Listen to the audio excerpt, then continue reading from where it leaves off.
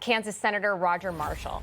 So, Senator, good morning to you. Now, we know some Republicans, including Appropriations Chair Senator Susan Collins, been working behind the scenes to adjust some of the White House's package, specifically cuts to public broadcasting.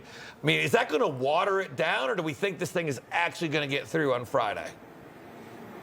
Well, Mark, I think we'll get it across the finish line, and I think it's important to remember why this is so important. Our nation is $37 trillion in debt. We're spending $1 trillion a year in interest. We're asking the Republicans to do what we said we were going to do. We said we were going to cut spending. Now, the one big beautiful bill, record amounts of spending cuts, but here's a small chance to take a $9 billion bite out of the apple. This is only $9 billion.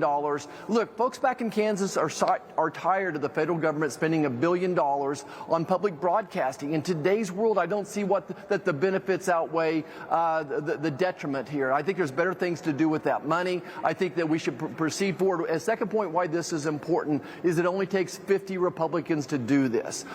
Usually in the Senate, it takes 60 votes. We got the big, beautiful bill done with 50 plus votes, and we'll do the same thing with this. I think we'll get it across the finish line.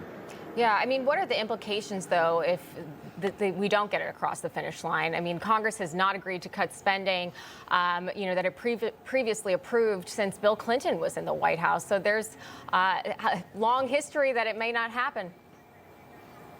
Well, I think that means that the swamp is still really deep up here and that Republicans aren't willing to step forward and do the right thing.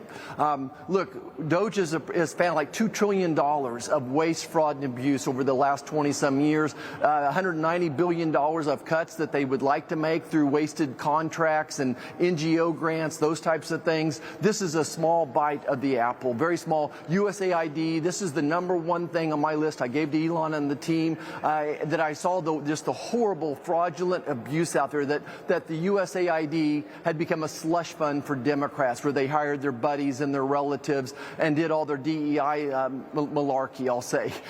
So this is a chance for Republicans to stand up and do what we said we were going to do. Surely 50 of us can do the right thing. Let's make America first. Let's take that $9 billion and pay down our debt.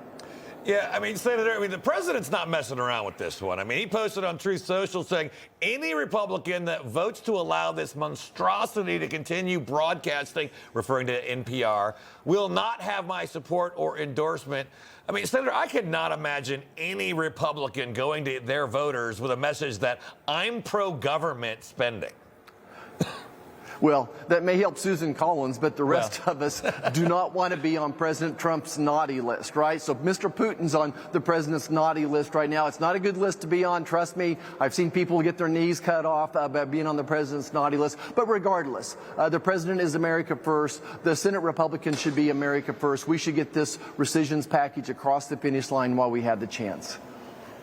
Before we go, I want to ask you about former President Joe Biden and his use of the Autopen. He was now interviewed by the New York Times, and Biden really defended himself and his frequent use of the signature tool at the end of his term. He says he, quote, made every decision and authorized it. Of course, this comes after his White House doctor, Kevin O'Connor, pleaded the fifth during that hearing last week with the Oversight Committee. Senator, you're a physician. What do you make of all of this?